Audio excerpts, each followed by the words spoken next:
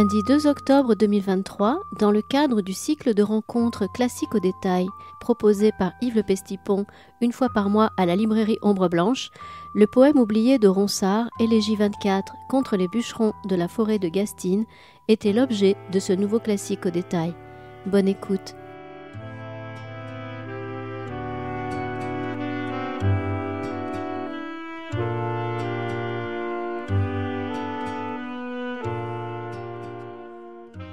Bonsoir, puisqu'il est donc maintenant 17h30, on va pouvoir prendre cette nouvelle séance des traditionnels maintenant classiques au détail, où donc tous les mois, on tente d'essayer de rencontrer un texte classique français. Et l'idée, c'est bien entre le XVIe et le XVIIIe siècle.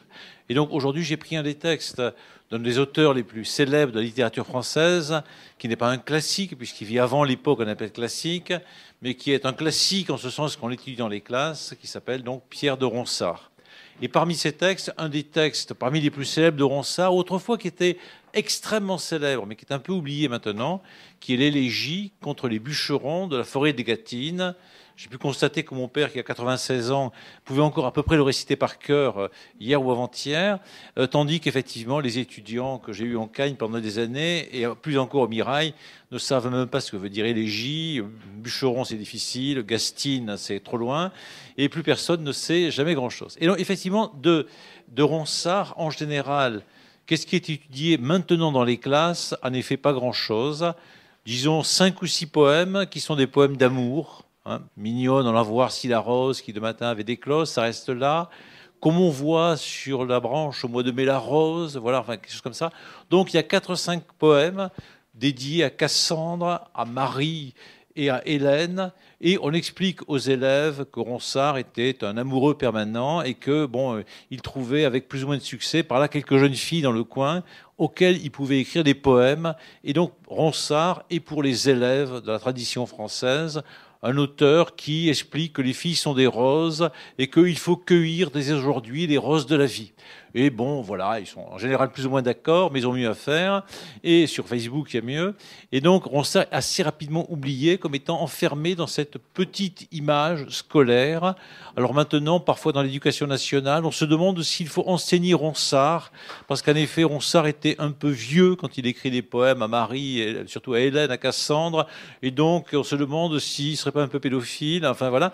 Mais en réalité, non, parce que, en particulier pour Hélène de Surgères, qui a eu l'occasion de lire les poèmes, elle avait 13 ans ou 14 ans, voilà, mais elle était aristocrate, elle avait eu l'occasion de lire un peu les poèmes qu'avait écrit Ronsard pour elle et en fait pour sa famille. Elle avait dit non, ils sont très mauvais, et il lui avait dit qu'elle se mêle de ce qu'elle sache, de ce qu'elle sait. Voilà, ils n'avaient aucun rapport en réalité, c'était voilà une jolie fille dans le quartier, enfin, dans la zone où il était. Il avait besoin de muses comme Dante avait besoin de Béatrice ou d'autres grandes muses. Et donc c'est une image qui n'est pas tout à fait fausse. Effectivement, Ronsard a écrit ces textes, mais Ronsard a fait beaucoup d'autres choses. C'est un poète beaucoup plus intéressant que ce poète déjà très intéressant et très joli, qui, même un peu vaniteux, quand il dit à Hélène, un jour plus tard, quand vous serez bien vieille, eh bien vous serez vieille, etc. Mais au moins vous aurez un avantage, vous pourrez toujours dire Ronsard me célébrait du temps que j'étais belle. Voilà, tout le monde connaît ça par cœur, et on se dit quel salaud, quel goujat. Il va dire à une jolie jeune fille, attendez que je sois vieille, vous allez être vieille un jour, et là vous vous souviendrez parce que vous avez des garanties. Voilà. Donc tout ça n'est pas tellement terrible, même si c'est très joli, même s'il y a un vers merveilleux comme disait chantant mes vers et vous émerveillant, où les lettres se renvoient les unes dans les autres, tout ça est une merveille. Mais enfin ça fait un petit peu précieux, délicat, etc. Or, en effet, Ronsard, à bien des égards, est en effet le plus intéressant poète français de la Renaissance, et peut-être un des plus intéressants poètes français, avec, pour les époques anciennes, évidemment La Fontaine, naturellement Victor Hugo, naturellement Rimbaud et quelques autres au XXe siècle. Mais là, on ne nomme pas les gens parce qu'il y a toujours parfois des gens qui pourraient se fâcher sur tel ou tel nom, peu importe. Mais donc, effectivement, il fait partie des très grands auteurs. Alors, qui est Ronsard? D'abord, quelques mots de rappel. Donc, Ronsard est en effet un poète parfait pour les manuels d'histoire littéraire parce qu'il est né au XVIe siècle et il a eu le bon goût de mourir au XVIe siècle. siècle. Donc c'est parfait. Il est né au début, il est mort en gros à la fin. Il est né en 1524. Donc vous voyez, l'année prochaine, attendez-vous à voir débarquer l'anniversaire de Ronsard. Les livres seront partout. Les émissions en France Culture seront innombrables. Arte en parlera, etc. Christian Thorel en mettra sur ses rayons. Il y aura des colloques un peu partout. Nous, on va essayer de défendre l'idée qu'en 1624 est né un certain Pélisson, qui était un castré, mais quand je dis castré, ça fait un peu jeu de mots mauvais. Il était le Castres, qui était un protestant, qui est devenu catholique par ambition, qui était un grand ami de La Fontaine, qui était un ami de l'Académie que j'ai dirigé un petit peu, qui était un membre de cette Académie, qui était un personnage très intéressant, mais qui naît 100 ans après Ronsard. Et Pélisson, c'est la perfection de l'époque de Louis XIV et la perfection de l'époque classique. Ronsard, donc, né en 1524, et il réussit à mourir beaucoup plus tard, en 1585. Donc, c'est-à-dire à la fin du XVIe siècle, en plein dans les périodes les plus terribles de ce qu'on appelle les religions. Il aurait pu croiser Montaigne, qu'il n'a pas croisé, mais enfin, ils auraient pu être contemporains. Il a eu un avantage que certains d'autres ont eu. Alors, dans la vie, quand on veut être un grand artiste, il faut évidemment être un grand artiste, avoir du génie, etc. Mais si possible, vivre plus longtemps que les copains. C'est ainsi que Soulages a vécu 40 ans de plus que les autres qui faisaient la peinture noire au même moment. Et donc, au bout d'un moment, on s'est dit qu'il n'y a plus que lui. Voilà, il y en a un certain nombre comme ça qui vivent assez longtemps. Et donc, on dépasse, on déborde de 40 ans ou 50 ans les autres et on finit par s'imposer absolument. Ronsard a eu l'avantage de vivre 30 ans de plus que Du Bellay et les autres poètes de la Pléiade. Et donc, pendant que les autres étaient enterrés, de continuer à faire de la poésie, de faire sa cour qu'il fallait, etc. Et de devenir effectivement, parce qu'il a eu 30 ans, 25 ans de plus que les autres, voilà. Certains sont morts vraiment très jeunes. Marc-Antoine Dubaïf, Du Bellay était mourant tout le temps, il est mort jeune. Et Ronsard a survécu. Et donc, c'est aussi un grand avantage, si vous voulez, de Victor Hugo, par exemple, par rapport à quelques autres. Donc, il a atteint largement 80 années. Et donc, pendant que les autres étaient au tombeau depuis 20 ans ou 30 ans, lui, il continuait à courir la gueuse et à faire des poèmes et à devenir républicain, à s'exiler, etc. Donc, c'est un grand avantage par rapport à Vigny et à quelques autres qui sont morts plus jeunes, hein, évidemment. Et donc, effectivement, il y a pu y avoir un premier Victor Hugo, un deuxième Victor Hugo, un troisième Victor Hugo. Et Picasso, c'est pareil. Hein, il a réussi à devenir très vieux, ce qui est bien. Hein, voilà ce qui est bien, parce que comme ça, il a plusieurs heures. Et Ronsard, donc, a aussi un petit peu sa période rose, sa période bleue. Hein, il se modifie dans le temps. Et puis, l'arrivée des événements, les guerres de religion, mais aussi la maturation personnelle du personnage, fait qu'évidemment, il a pu enrichir son œuvre d'aspects différents. Et donc Ronsard ne s'est surtout pas contenté de faire effectivement quelques poèmes sur des jolies filles en les comparant à des roses. En effet, l'œuvre est beaucoup plus vaste. Alors, que dire de Ronsard ? Ronsard naît au manoir de la Poissonnière, quelque part en Touraine. Tous les gens qui sont allés se promener en Touraine, par là, ont vu des panneaux, il y a écrit un peu partout « Pays de Ronsard », le restaurant Ronsard, le vin Ronsard, les roses Ronsard, l'endroit où Ronsard est mort, le prieuré Saint-Côme en 1585. Il était prieur, bien sûr, aussi. Voilà, donc c'était pas du tout gênant d'être prieur à l'époque et de faire des poèmes galants. Ça ne dérangeait personne, ni les femmes, ni les prieurs, ni les collègues, ni le pape, ni rien du tout. Donc, tout allait très bien. Donc, il est mort dans un très bel endroit. Si vous allez à Tours, rendez-vous absolument le long de la Loire, à 3-4 km de Tours, le prieuré Saint-Côme, un peu en ruine, un endroit absolument merveilleux, entouré de roses, et Ronsard est enterré là, sous ses propres vers, et on voit la Loire par derrière. C'est une merveille, cet endroit-là. Et donc, effectivement, il était le prieur de cet endroit. Ça veut dire aussi qu'il touchait l'argent du prieur. Il n'était pas fou, naturellement, bien sûr. Voilà. Donc, il naît en 1524.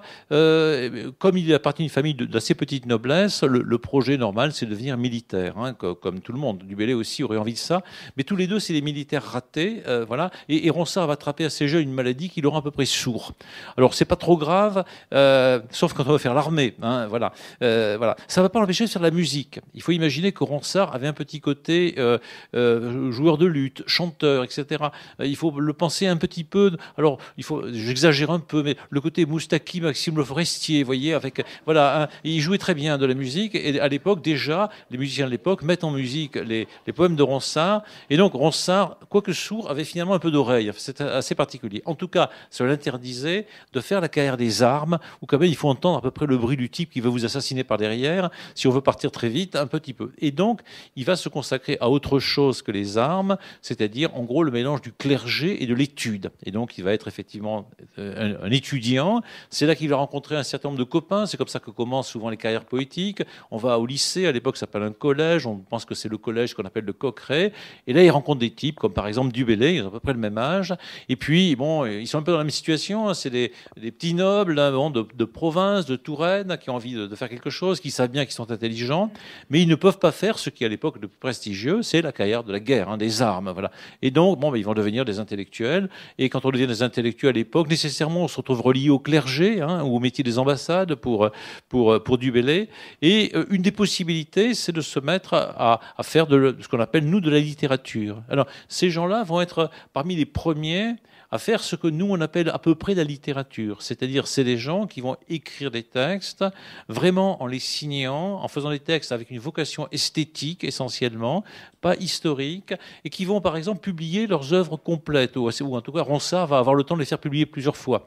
C'est ainsi que le texte qu'on va voir, la première fois qu'il apparaît, c'est dans une édition en 6 volumes de ses œuvres, en 1567.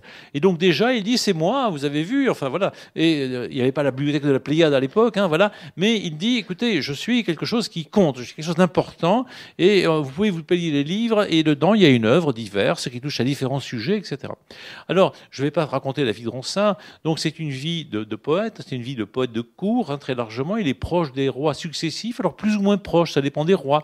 Il vit suffisamment vieux pour que bon, Henri II finit, vous savez, dans un tournoi. Voilà. D'autres rois sont plus ou moins fous, tarés, meurent vite, hein, François II, etc. Voilà. Donc il va traverser un certain nombre de rois et on va dire il y en a qui sont plus amoureux, plus aimables pour Ronsard que d'autres. Et donc ça va à des hauts et des bas suivant les rois qui se succèdent, les ministres, les éléments de cour. Mais en gros, ça va commencer très bien pour lui. Ça va être un peu plus difficile ensuite et puis ça va terminer très bien. Il va réussir à faire une vieillesse assez glorieuse à l'époque de Charles IX, à être très près de la cour. Et donc, il va réussir, en gros, sa carrière à être toujours à peu près près des princes, pas trop loin. Et donc, effectivement, à être dans les lieux où on rencontre des jolies femmes, des intellectuels, où on a des moyens pour publier les choses. Alors, un des traits de Ronsard, donc, qui est un ami vraiment du Bellay, et qui donc appartient à ce petit groupe de poètes qu'on appelle surtout a posteriori d'ailleurs, les poètes de la Pléiade. Hein. C'est plutôt a posteriori dans les manuels littéraires qu'on a parlé de la Pléiade. Eux ne savaient pas très bien qu'ils s'appelaient la Pléiade, ils s'appelaient éventuellement la Brigale, ou ils s'appelaient n'importe comment. Enfin, ils étaient entre eux. Salut Joachim, salut Pierre, Ronsard. Enfin voilà, ils se connaissaient un petit peu. On sait que ça commence de manière assez manifeste au milieu du XVIe siècle par la publication par Du Bellay d'un texte qui s'appelle Défense et illustration de langue française, dans lequel il propose à ses contemporains, qui sont jeunes à ce moment-là, ils ont une vingtaine d'années, 25 ans, eh bien, on va écrire des poèmes en français, qui seront aussi beaux que les poèmes latins ou grecs qu'on imite, et qui, évidemment, exploreront peut-être des formes et des idées nouvelles. Donc ce sont des modernes, hein, on peut dire comme ça, mais des modernes très cultivés, qui se proposent effectivement de faire une poésie pour leur temps, en utilisant la bibliothèque qu'ils connaissent parfaitement bien, ils sont très bien formés. Et donc ce sont des poètes exactement de la Renaissance. Alors vraiment, c'est cette Renaissance, qu'est-ce que c'est que l'idée de ces poètes? Pourquoi on emploie ce mot Renaissance? Ils sont emblématiques de la Renaissance. C'est le moment où François Ier, puis Henri II vont construire les châteaux de la Loire, etc. C'est le moment où les peintres italiens se généralisent en quelque façon en France. C'est le moment où on construit l'hôtel La César, où j'étais il y a tout à l'heure. Et d'ailleurs, j'ai regretté de venir ici parce qu'il y a un salon du vin à l'intérieur avec des vins qui datent pas de la Renaissance, mais tout de même, c'était très bien. Voilà. Et donc, l'hôtel La César, vous savez, est construit en 1557. C'est 10 ans à peu près, 9 ans après la publication de Défense et illustration de langue française. Ronsard aurait pu venir à l'hôtel La César. D'ailleurs, il a failli venir, enfin, quelque manière, parce que en 1564, il reçoit un prix des Jeux floraux, une églantine, voilà, parce que il a fait un joli poème. Alors, c'était pas l'hôtel La César, parce que les Jeux floraux à l'époque n'étaient pas du tout à l'hôtel La César, qui était la possession de Monsieur La César, qui n'aurait surtout pas eu envie d'avoir les Jeux floraux ou l'Académie des sciences, qui n'existait pas à l'époque dans ses salons, puisque lui, c'était un marchand de pastels, un banquier, etc., etc., et qu'il commençait déjà à devoir partir vers Bordeaux parce qu'il était protestant et que les fesses lui roussissaient à cause des catholiques du coin. Enfin voilà, bon, etc.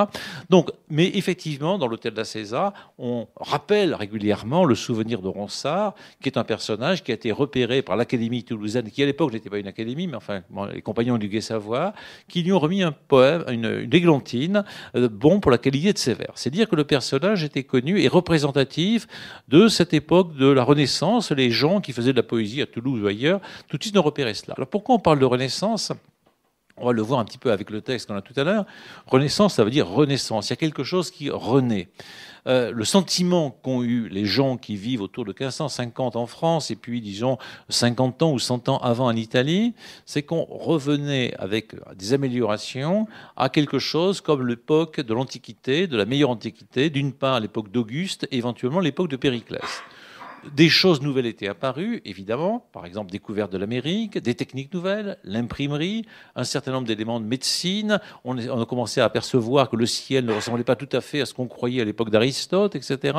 Quelques éléments nouvelles de médecine. Bon, le monde s'était élargi, mais surtout, de nouveau, des collèges, des grands établissements permettaient d'apprendre les langues anciennes précisément et, grâce à l'imprimerie, de diffuser des textes de l'Antiquité qui ne fussent pas exclusivement des textes religieux, Saint-Augustin et autres. Et donc, on pouvait de nouveau lire assez facilement, voilà, faire circuler des textes de Sénèque, de Cicéron, etc., de Tibulle, de Catulle, etc. Et donc, on retrouvait au fond des monastères où ils étaient un peu enfermés, ils circulaient, mais très très lentement, des textes qu'on pouvait imprimer et que des jeunes gens en France, comme du Bellay, Ronsard ou autres, pouvaient lire relativement facilement, que les architectes pouvaient utiliser pour leurs plans, etc. Donc, Renaissance, cette idée qu'il y a vraiment une énergie, la découverte de l'Amérique, un certain nombre de types de recherches. On voit bien quand on pense comment dire, presque à un voisin de Ronsard à la fin de sa vie, en tout cas, qui est Léonard de Vinci. Donc, on fait de la peinture, on fait de la science, on fait de la médecine, on fait de la chirurgie, etc. Donc, on a un désir de représenter précisément le monde, etc. Et on se dit, on sort de ce qui leur apparaît à ce moment-là comme des périodes sombres, les périodes, disons, du Moyen-Âge. Alors on sait bien qu'ils avaient un petit peu tort, parce qu'en effet, tout de même, au Moyen-Âge, on construisait des Jacobins ou Saint-Cernin, etc. Les types n'étaient pas complètement tarés, le moins du monde, mais ils ont l'impression qu'après la période très dure que nous avons un peu oubliée, qui est les 100 années à peu près de ce qu'on appelle les guerres de 100 ans, il y a une certaine paix en France qui fait que les historiens ont parlé pour le milieu du XVIe siècle d'un beau XVIe siècle. Ça dure pas longtemps, parce qu'après, ce sont les guerres de religion, et on s'étripe dur en France. Mais en dépit des guerres de religion, cependant, des idées, des livres, etc. circulent, et c'est peut-être d'ailleurs à cause des livres en partie qu'ont eu les guerres de religion. Certains se plaignent d'Internet, qui diffuse des imbécilités, mais à l'époque, eh bien, effectivement, l'imprimerie a servi beaucoup à diffuser des imbécilités, des fanatismes, etc., divers et variés, et tout un tas de crétins de l'époque, d'ailleurs, effectivement, on dit tuer tous les catholiques, tuer tous les protestants, tuer tous les juifs, etc., comme on trouve sur Internet des publications, disons, du même genre. Et donc, l'imprimerie, c'est un bien, c'est peut-être un mal. Vous savez, Ésope a dit depuis longtemps que la langue est la meilleure et la pire des choses. Et donc, Renaissance, c'est revenir à l'Antiquité, mais dans un esprit un petit peu nouveau. Et alors, qu'est-ce qu'il trouve dans l'Antiquité ? Il trouve d'une part des sciences nouvelles, l'observation de la nature. Alors, c'est Pline, c'est Aristote, etc. Des gens qui regardent un peu comment fonctionnent les animaux, le corps humain, les étoiles, les astres, sans être obsédés uniquement de théologie. Se dire, bon, ça vaut la peine de regarder un pied, une main, un chat, un chien, enfin, voilà, on va voir comment ça marche un petit peu, voilà, sans se dire que c'est le mal ou que c'est le bien, voilà. Et donc, par exemple, c'est de la Renaissance qu'on retrouve, ça s'était perdu, mais on retrouve, on réinvente et on améliore beaucoup la perspective. C'est-à-dire l'idée qu'on va regarder un paysage d'un point de vue qui apparaît naturel, qui n'est pas naturel en réalité, mais qui est un calcul, mais qui nous donne l'impression que le tableau représente, disons, la profondeur, par exemple, de ce que je vois en face de moi. Et donc, ça veut dire, nous sommes ensemble sur Terre et nous ne sommes pas obsédés par Dieu, nous sommes hiérarchisés en fonction de la position. Par exemple, je vois en plus petit des gens qui sont loin et les premiers, je les vois en plus grand. Mais ça ne veut pas dire que Madame de Bonald, qui est au premier rang, est plus sainte que celui qui est tout à fait au fond, d'accord ? Mais simplement qu'elle est plus près. Et donc, elle étant plus près, j'ai l'impression qu'elle est plus grande. Mais vous avez vu dans les tableaux du Moyen-Âge, où des gens très petits se trouvent effectivement au premier plan, simplement c'est parce que ce sont des petites gens, quoi, des gens d'ici, voilà. Alors qu'au fond se trouvent des saints beaucoup plus grands, parce qu'effectivement, ils sont plus saints, tout simplement. Donc, la perspective était théologique, alors que là, elle est, on va dire, naturaliste. Voilà l'idée. Donc, la Renaissance, c'est un des aspects. On va regarder ce qui se passe un peu sur Terre. Et donc, le monde, et on réintroduit ce mot de nature avec beaucoup d'intérêt. On va retrouver un peu ces notions-là. Mais Dans l'Antiquité, il y avait quelque chose qui était de la religion, si on peut parler de religion tout à fait, très différente de la religion catholique et de la religion protestante. Ces religions catholiques et protestantes, avec leurs différences, et des religions du transcendant unique. Ce sont des monothéismes. Alors, c'est un peu tempéré dans le catholicisme, parce qu'il y a des saints un peu de tous les côtés, voilà, surtout en Bretagne ou parfois dans l'Aveyron. Mais l'essentiel, tout de même, c'est qu'on se tourne vers Dieu. Et il y a un seul Dieu, hein, voilà. Même si à la Vierge autour, le Saint-Esprit, ça se balade un petit peu, voilà. Les protestants sont plus radicaux de ce point de vue-là, mais bon, il y a cette idée d'une verticalité. Mais du côté de l'Antiquité, non, il y a plein de dieux, hein, voilà. Ils sont assez nombreux. Ils font des trucs assez bizarres. Ils s'amusent, ils se trompent les uns les autres, ils se battent. Jupiter passe son temps à courir les filles. On va les retrouver là dans un instant, etc. Mais bon, Saint Augustin a montré, effectivement, c'est étonnant parce que il y a tellement de dieux que même pour un épi de blé, dit-il, dans l'épi de blé, il y a le dieu du grain, le dieu de la feuille, le dieu de la tige, etc. Et donc il y a tellement de dieux dans un épi de blé que bon, c'est vraiment absurde, puisque vraiment s'il y a tant de dieux dans un épi de blé, c'est qu'ils ne sont pas dieux, voilà. Et évidemment, il y a cette idée chez les païens, ça veut dire paganus, les paysans, hein, voilà l'idée au départ, qu'effectivement il y a du divin, du sacré, multiple, proliforme un peu partout. Alors, cette idée, le christianisme l'avait éliminée, hein, pour l'essentiel. Il y a un Dieu, voilà, et sur Terre, eh bien, soit on va avoir deux polarités, hein, on va se dire la nature, le monde qui est là, et la création de Dieu qu'on va admirer. Hein, c'est le côté le Seigneur fit pour moi des merveilles, saint est son nom. Regardez à quel point c'est beau, le monde avec les animaux, enfin tout ce que vous voulez. Hein, c'est le côté un peu, par exemple, Saint François d'Assise parlant aux oiseaux. Ou alors il y a une autre version qui consiste à dire, au contraire, c'est plutôt le diable. Alors là, on est plutôt du côté cathare. Hein, voilà, le monde est le mal, c'est la tentation, la chair abominable, etc. Mais en tout cas, le monde n'est pas plein de sacré, parce que le sacré est vraiment ailleurs. Tout au plus, c'est une image, ou plutôt plus, c'est une tentation que le diable nous fait, les jolies femmes, les oiseaux, les forêts, etc. Mais l'essentiel, c'est de se détourner du monde pour aller se tourner effectivement vers Dieu. Et donc, on voit bien ce que c'est qu'une église romane ou gothique normale. Donc, l'essentiel, c'est de regarder vers l'est, là où le soleil se lève, là où se trouve le prêtre, et de regarder la lumière. Alors, tout à l'heure, avec mon ami Éric Massé, on regardait l'entrée de l'église Jacobin. Quand on rentre dans l'église Jacobin, il y a un porche. Ce porche est donc gothique, en effet. Il y a des petites pierres. Et là, au milieu des feuillages, il y a tout un tas d'animaux. Il y a un chien, il y a des lapins, il y a un écureuil. Enfin, ils sont une vingtaine de petits animaux. C'est très joli. Et donc, on apprend ceci, c'est que pour rentrer dans les Jacobins, pour aller vers Dieu, donc, au bout du compte, il faut passer sous les animaux. Mais il ne faut pas s'attarder aux animaux. Nous, on est des artistes, enfin, on vient regarder ça, ça nous plaît bien, les petits animaux, les écureuils. Mais le chrétien passe sous les animaux, c'est qu'ils sont là, mais va au-delà des animaux. Hein, tout de même, voilà l'idée. On n'est pas là pour regarder, on ne va pas à la messe pour regarder les écureuils. Enfin, voilà, c'est le truc. On passe à travers pour aller vers quelque chose du plus important. C'est une idée très, très profonde. Mais chez les païens, effectivement, il y a cette idée qu'on va regarder les lapins, fois pour les manger, les chasser, voilà. Mais aussi parce qu'ils sont beaux, et puis parce qu'il y a du Dieu dedans, etc. Alors, les gens de la Renaissance retrouvent en partie ce monde-là, cette idée que peut-être bien, ça vaut la peine de peindre ce monde-là. Voilà, d'être quelqu'un qui fait des perspectives, qui va sculpter les hommes ou les femmes comme ils sont, qui va sculpter les cerfs, les léopards, enfin ce qu'on peut avoir, qui va représenter les arbres, les volcans, les choses qui sont là, pour ce qu'ils sont, parce qu'il y a une valeur à l'intérieur, une valeur intrinsèque. C'est pas simplement des images de Dieu, il y a quelque chose qui est vraiment important.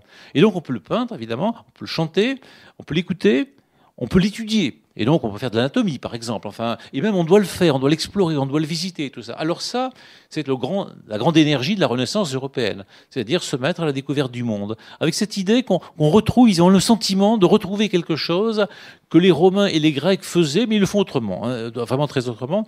Et donc, il y a une sorte de sacralité dans le monde. Alors, c'est la Renaissance, c'est la rencontre, on va dire, entre le voyage dans le monde et la bibliothèque. Il y a deux voyages. Le voyage parmi les livres, hein, le voyage dans les bibliothèques, dans les monastères où il y avait des livres qu'on va sortir, qu'on va imprimer, et là on voyage en découvrant Cicéron, Catulle, Platon, enfin qui on veut, Aristote, Lucrèce un peu plus tard, et bien d'autres. C'est le voyage dans les livres, et là on découvre qu'il y a beaucoup de livres, intéressants qu'on avait un peu oubliés, et qu'on doit apprendre les langues, etc., traduire tout ça. C'est le premier voyage, et c'est le voyage que fait Montaigne très largement. Montaigne a un peu voyagé sur la Terre, mais il a surtout voyagé dans la bibliothèque. Hein. Vous savez, dans son château, si vous y alliez, vous avez des citations sur le plafond, voilà, qui sont des citations d'auteurs grecs, latins et parfois un peu hébreu, mais essentiellement latin et grec. Et donc là, c'est le premier voyage. Montaigne, par ailleurs, est allé se balader à Paris, en Italie. Il est passé du côté de Toulouse aussi. Là. Il y a un livre de Jean Lacouture qui s'appelle Montaigne à cheval. Montaigne n'est pas resté dans son truc. Non. Il y a le deuxième voyage. Et surtout, il s'est informé du fait que d'autres Gus étaient allés loin. Donc des navigateurs étaient allés un peu partout. Et chacun, peut-être, de ceux qui se souviennent un peu de ses études littéraires, se souvient d'un chapitre qui s'appelle Les Cannibales, où Molière va, on va dire, interviewer, interroger, dialoguer avec des sauvages venus de l'Amérique pour comprendre un peu comment ils font. Il interroge les marins, voilà. Il peut pas y aller, mais enfin, voilà, ça l'intéresse. Et donc, il y a ce double voyage sur Terre, voyager tout simplement, voilà, aller à droite à gauche, voilà, savoir un peu comment vivent les gens et comment moi-même je vais m'éprouver dans le voyage même sur Terre. Donc, comprendre le monde sans me dire que je fais un pèlerinage, parce que le pèlerinage à Saint-Jacques-de-Compostelle, c'est un voyage, mais c'est tout à fait autre chose. Je vais rencontrer Dieu. Voilà, j'y vais pas pour me balader, je vais pas manger des frites ou des paellas. Enfin voilà, Saint-Jacques-de-Compostelle, ou pour rencontrer les Espagnols ou les Espagnols ou voir les corridas. J'y vais parce que je fais un chemin mystique. Hein. Ce qui compte, c'est Dieu. Hein. Au bout du compte, je vais là-bas. Ça, c'est un point de vue médiéval, hein, vraiment, qui se continue encore aujourd'hui. Il y a des gens qui font ça toujours, bien entendu. Mais le voyage duquel parle Montaigne, c'est un mélange de tourisme, d'exploration, de rencontres, sans vouloir aller à Rome pour rencontrer le pape, parce que c'est le pape, et parce que, etc. Mais le pape, il est bizarre. Voilà. Quand, comment dire, Dibelé évoque Rome, c'est la Rome pontificale. C'est pas du tout la Rome sacrée. C'est-à-dire, c'est la Rome avec des putes, avec des voleurs, avec des monuments, des chantiers, etc. Ça, c'est intéressant. Regardez, évidemment. Qu'est-ce qui se passe à Rome? Et donc, la Renaissance, c'est un peu cette coalition de ces deux éléments. Alors, qu'est-ce que c'est qu'un poète à la Renaissance? C'est une grande époque de la poésie. On a souvent coutume de dire que la poésie a des grands siècles et des siècles un peu plus petits. Évidemment, si on pense à la Renaissance, on pense à Ronsard, qui est un très grand auteur, et un auteur qui s'est consacré qu'à la poésie, véritablement. Mais il y en a d'autres, évidemment, hein, qui tournent autour d'eux. Et même les gens comme Montaigne parlent beaucoup de la poésie, l'élaborent. Il y a des centaines de poètes à la Renaissance, et dont beaucoup sont intéressants. Et puis, on a souvent tendance à dire qu'au XVIIe siècle, la poésie, dans la deuxième moitié, se rabougrit un petit peu, sauf La Fontaine. Parce qu'avec le cartésianisme de Descartes, il faut faire du passé table rase, il n'y a plus de sacralité dans les choses sont neutres, et alors il est toujours possible, évidemment, de faire des poèmes pour les jolies femmes qui circulent, en disant, ah, tu as de jolis yeux, marquise, etc., etc. Mais on voit bien qu'on est vite trissotin, que c'est de la manière, de l'art. Et au XVIIIe siècle, on fait beaucoup de la poésie un petit peu comme ça. Et puis, soudain, au XIXe siècle, alors ça repart, hein, Goethe en Allemagne et bien d'autres, voilà. Et puis, en France, Victor Hugo, Byron en Angleterre et bien d'autres, on sent bien que là, de nouveau, il y a des gens qui trouvent que la poésie, c'est important, qu'il ne s'agit pas simplement de dire marquise, que tu es jolie, ou des choses comme ça, voilà, et puis allons auprès de l'ombre. Mais qu'ils ont à parler de Dieu, de politique, d'amour, au sens très profond du terme, de folie et autres. Et il suffit d'ouvrir les Contemplations, dont le titre immédiatement est plein de richesse, de Victor Hugo, ou la Légende des siècles, pour voir simplement par les titres qu'il ne s'agit pas simplement de dire à une jolie femme qu'elle est jolie et que, bon, peut-être, etc. Voilà. Et donc, on a effectivement un grand siècle, le 19e, où il y a de très grands poètes, et puis peut-être le 20e est aussi un très grand siècle de poésie. Et pour certains de mes amis, le 21e siècle en Europe est un grand siècle de la subvention en poésie, donc c'est la fin. Voilà. Mais bon, ça c'est une méchanceté. Bon, voilà. Pour certains, voilà. Mais en tout cas, pour le XXe siècle, on est certain qu'il y a eu, en tout cas en France, en Europe, de très grands poètes pour le XXIe siècle. On verra bien plus tard ce qu'on en dira. Mais la Renaissance, effectivement, est un moment où il y a de grands poètes nombreux et qui signent leurs œuvres. Alors, un peu pourquoi? Et ça nous amène sur Ronsard. C'est que ces gens-là, effectivement, se disent qu'on peut faire des vers et que c'est important de la langue poétique pour dire la beauté du monde, la beauté des femmes en particulier, ou l'angoisse qu'on peut avoir de la mort, et que la langue est un lieu dans lequel on doit pouvoir s'exprimer, se travailler, s'inventer soi-même, et il le pense d'autant plus que contre le latin, qui est une langue qu'il parle, mais qui est une langue en même temps qu'il n'invente pas, c'est une langue morte, le français, ou ailleurs l'espagnol, ou d'autres langues, bien sûr, apparaissent comme des langues pleines de corps, de physique, de possibilités, d'invention, et donc elles sont désirables. Évidemment, le latin n'est pas désirable, mais le français ou l'espagnol ou l'anglais, hein, pour Shakespeare, sont des langues à ce moment-là totalement en train de s'inventer, vivantes, désirables. Et donc un poète, c'est d'abord quelqu'un qui fait quelque chose avec sa langue. Bon, le français ou l'arabe, enfin aucune importance. La langue dans laquelle il est véritablement, et ça, évidemment, défense et illustration de la langue française. Mais il y a des textes analogues en Italie, en Allemagne, etc., etc. Voilà. En Angleterre en particulier. Donc il y a ce rapport-là. Ça vaut la peine de faire quelque chose avec la langue. Il y a un enjeu politique, moral, presque érotique, voilà, avec la langue. Et puis, d'autre part, un poète, c'est quelqu'un qui, en tout cas, sent qu'il y a quelque chose de très important à dire, qui le traverse, qui vient d'ailleurs, qu'il ne maîtrise pas, et qui n'est pas simplement le fait que les femmes ont des jolis yeux, ça, d'accord, mais qu'il y a quelque chose d'absolument bouleversant, qui est nécessaire, qui nous menace très fort, et qui compte pour nous. Et le seul objectif n'est pas de fabriquer des ordinateurs, ou de draguer les femmes, ou de rouler en voiture, etc., mais qu'il y a quelque chose d'absolument bouleversant dans l'univers, ou la nature, si on prend notre terme, qui s'adresse à nous et qu'on peut écouter. Au fond, le poète est celui qui écoute et qui pense qu'il y a quelque chose à écouter, ça va commencer comme ça, le texte écoute bûcheron, il y a quelque chose à écouter qui vient du monde. Alors ça peut venir de Dieu éventuellement, c'est les poètes mystiques, Saint Jean de la Croix, des gens comme ça, il y en a bien d'autres, mais ça peut venir tout simplement de la nature, du monde, voilà.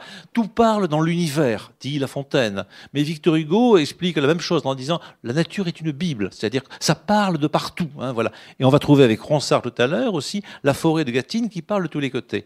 Alors si le monde parle, effectivement, eh bien, le poète est celui qui a l'oreille au monde, mais il n'a pas simplement l'oreille, il entend le monde hein, qui parle, voilà, qui bruissonne. Hein, voilà, on a fait un festival avec quelques amis qui s'appelle Les Bruissonnantes, et dedans, si vous avez le mot bruit, vous avez le mot son, et vous avez un peu Rabelais dont on parle avec certains, voilà, l'île sonnante. Donc, il y a quelque chose qui sonne, qui s'écoute de tous les côtés, dans ce titre qui s'appelle Les Bruissonnantes, qui dit bien quelque chose, comme effectivement la poésie. Et il faut bien croire que le monde bruissonne pour trouver qu'il y a une sorte de fondation, on va dire presque ontologique à la poésie. Le poète écoute quelque chose qui vient, pas nécessairement de Dieu, on n'est pas obligé, ça peut venir des dieux, ça peut venir des anges, des diables, ou tout simplement de la nature qui parle, quelque chose qui vient. Or, effectivement, à la Renaissance, il y a ce moment où tout un tas de gens, on le voit bien en peinture, on le voit bien en sculpture, se disent la nature, alors je vais faire un peu comme du Baudelaire, est un temple où de vivants piliers laissent parfois sortir de confuses paroles. Alors chez Baudelaire, c'est un tout petit peu raide, c'est un temple, voilà, mais il y a de vivants piliers, les arbres, si vous voulez, les colonnes, etc. Il y a des confuses paroles, il y a quelque chose qui se dit. Et le poète est celui qui entend cette chose qui se dit. Alors, j'ai cité Baudelaire pas du tout par hasard, parce que c'est un grand admirateur des poètes de la Renaissance, bien entendu. Ronsard, mais Desportes et bien d'autres, voilà, Papillon-Las Frises, bien d'autres. Il savait que les grands poètes, pour lui, comme de dire, demain, je fais une émission avec un ami qui s'appelle Serge Pey, qui est à Toulouse, les poètes sont effectivement de ces gens qui écoutent, mais qui aussi parle. Mais non pas parle au sens où là, je parle, par exemple, où nous pourrions tous parler, je fais un discours, hein, voilà, j'essaie de savoir à peu près ce que je dis, hein, voilà, et vous pouvez me corriger si je dis une erreur, tout simplement, et je reviendrai bien sur une erreur potentiellement. Voilà. Là, on est dans un discours plus ou moins maîtrisé, improvisé un peu dans mon cas, mais qui essaie de vous faire comprendre des choses que moi-même j'ai comprises. Donc on est dans un discours de prof, on va dire typiquement. On n'est pas dans un discours poétique. Au fond, le poète, lui, va aussi parler. Comme je parle là, il va utiliser sa bouche ou son écrit. Mais pour faire un discours qu'on peut dire un peu oraculaire, c'est-à-dire il ne sait pas nécessairement ce qu'il dit. Quelque chose parle à travers lui, qu'il ne comprend pas nécessairement lui-même complètement. Les gens qui sont en face ne le comprennent pas nécessairement, mais chacun est à peu près d'accord. Ce qui est en train de se dire est important. Un petit peu comme quand les types allaient à Delphes écouter la Pythie. Bon, la Pythie, on ne sait pas très bien ce qu'elle comprenait, ce qu'elle racontait. Voilà. Les prêtres qui la finançaient ou pas, on ne sait pas très bien. Voilà. Les gens, on ne sait pas très bien ce qu'ils comprenaient. Il y avait des interprètes pour là, mais il se passait quelque chose qui était une parole. Alors, en grec, en latin, il y a une préfixe, c'est fan, phari, fémi, etc.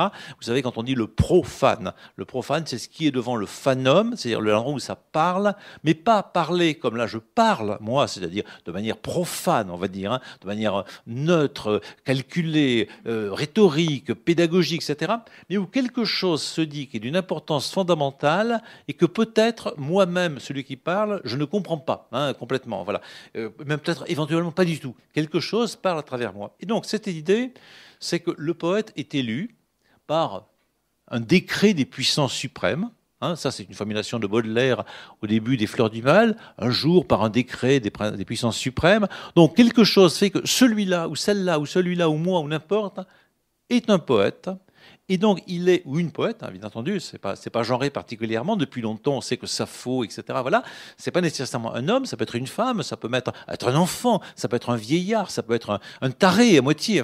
Celui-là ou celle-là, un peu comme le Dalai Lama, c'est un poète, ou une poétesse, si vous préférez, peu importe, il l'a pas calculé, Il n'y a pas de cours pour devenir poète. Hein. C'est pas la peine d'aller à l'université dans les cours de pratique, d'écriture créative et compagnie. C'est pas ça qui vous rend un poète. Au maximum, rhéteur. Hein. Effectivement, on peut arriver. Je peux apprendre à tout le monde à écrire des sonnets et des ballades. Ça, c'est assez facile. C'est une technique. C'est comme apprendre à faire du vélo. Mais comment dire, ce n'est pas parce qu'on sait faire un sonnet, une ballade ou ne sais quoi d'autre, hein, qu'on sait trousser des vers, hein, voilà, ou même faire un poème en prose, ça n'a pas d'importance, ou même qu'on peut à peu près faire une performance. Voilà. Hier, j'avais une dame qui me demandait comment on faisait une performance. Alors je lui disais, mets-toi à poil, et puis voilà. Voilà. Et c'était relativement simple. Voilà. Voilà, je parlais un peu comme mon ami Serge Pey. Voilà. Mais ça suffit pas, évidemment, parce qu'il y a de très mauvaises performances innombrables, et on a vu parfois d'ailleurs, à la KFPU et ailleurs, des gens qui arrivent sous trapole aussitôt, voilà, où ils se déchirent un peu la main, ils ont fait une performance. Bon, c'est pas sûr que ce soit de la poésie. C'est quelque chose qui fait un effet. Voilà. Comme si je fais un sonnet minable, ça fera un petit effet. Mais voilà, surtout si je le fais vite. Mais pour Victor Hugo, comme pour Ronsard, comme pour Baudelaire, comme d'une certaine manière pour René Char, comme pour Serge Pey, je le mets dans le paquet, il est de Toulouse, quand on est de Toulouse, c'est mieux qu'ailleurs. Voilà. Évidemment, pour des gens qui sont pas des versificateurs, en tout cas, simplement, voilà, il y a cette idée que quelque chose leur tombe dessus, d'en haut ou d'en bas, hein, ça c'est rien, et qui fait qu'ils sont d'une nature un peu différente, et qu'ils communiquent avec, ils sont voyants. Pour en parler, une expression de Rimbaud, le poète se découvre voyant, il n'a pas tellement calculé, il n'a pas envie. Vous voyez. Alors de ce point de vue-là, il y a des enracinements dans la religion. Par exemple, si vous connaissez un peu la Bible, il y a l'histoire de Jonas. Alors Jonas, c'est un brave type.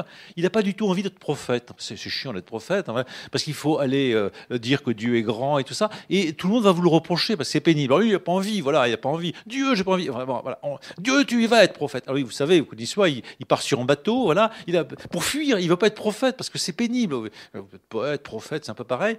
Et donc il est sur un bateau. Et là, il embête tout le monde. On le jette à la mer parce que voilà, Dieu vient. Et c'est là qu'il disparaît dans un poisson, il ressort, enfin voilà.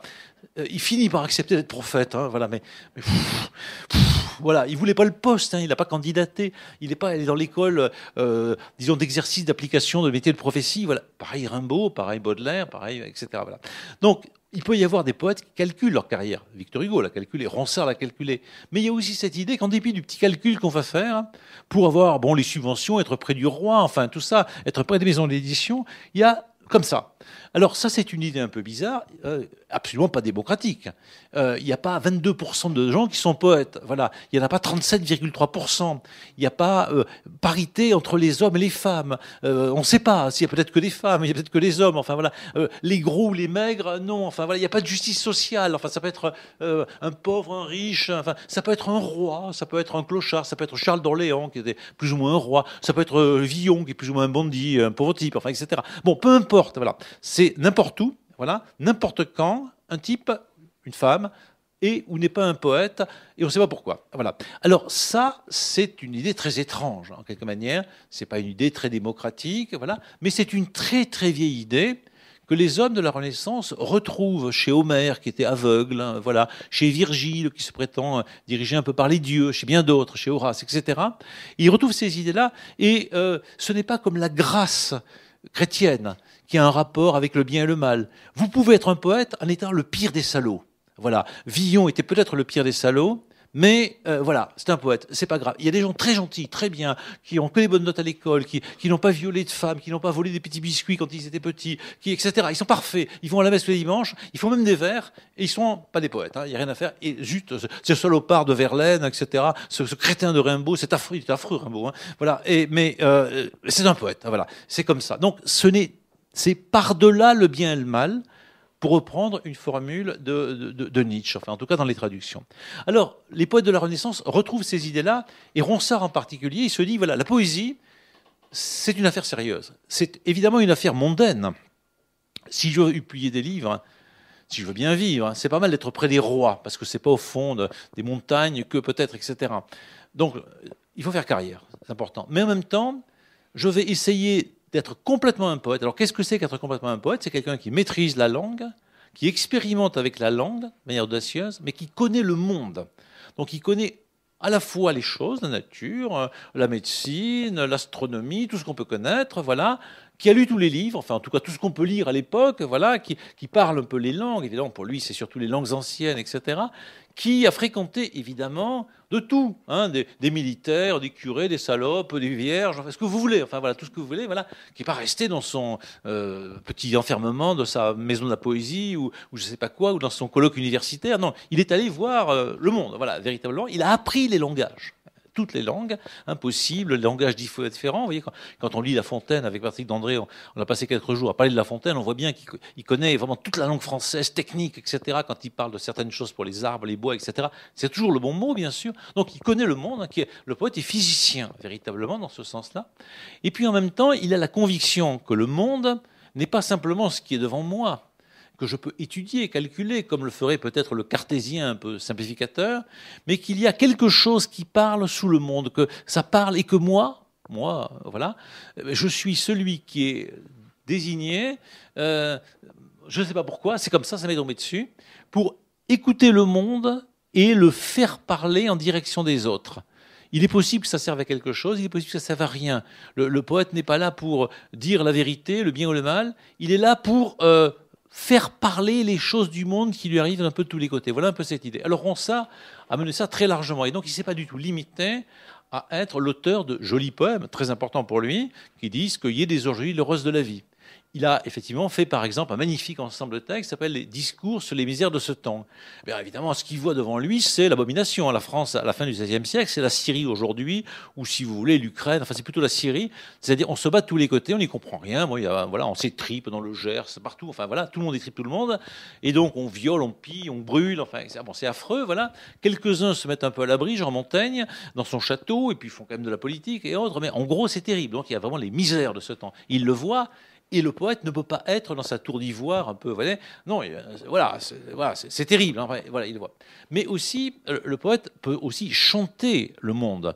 Et ça, la vieille forme du chant, c'est l'hymne, vieille forme grecque, etc. Et donc, il y a un grand recueil de poésie de Ronsard qui date d'ailleurs, comme de l'Hôtel de la César de 1557, qui s'appelle Les Hymnes. Poèmes magnifiques, ce sont des grands poèmes. Mais aussi, le poète peut aussi déplorer les choses. Alors, le genre poétique de la déploration, du malheur, de la tristesse s'appelle l'élégie. C'est le poème triste, voilà. Alors c'est une forme antique, hein, voilà, très précise. Et ça donnait, disons, un mot qui est l'adjectif élégiaque. Bien sûr, c'est une forme très précise. Et Ronsard et un certain nombre de ses amis réinventent une nouvelle forme de l'élégie, généralement en alexandrin, on va en voir une autre, qui est une plainte sur ceci ou sur cela. C'est une forme qu'on connaît toujours. Enfin, la poésie plaintive, la chanson aussi parfois plaintive, bien sûr, ou chez Ronsard, ou chez comment il s'appelle, Verlaine ou bien d'autres, il y a de l'élégie. Même si les poètes du XXe siècle ont inventé de nouvelles formes de l'élégie, par exemple Rilke peut-être a composé des textes magnifiques qui s'appellent les élégies de Duino, qui ne ressemblent pas du tout aux élégies d'Antiquité, ni aux élégies de Ronsard. Donc c'est une forme. Mais aussi pour Ronsard, le poète, c'est quelqu'un qui a à dire la grandeur du monde dans lequel il est, la grandeur politique et morale aussi. Et donc c'est le genre, c'est l'épopée.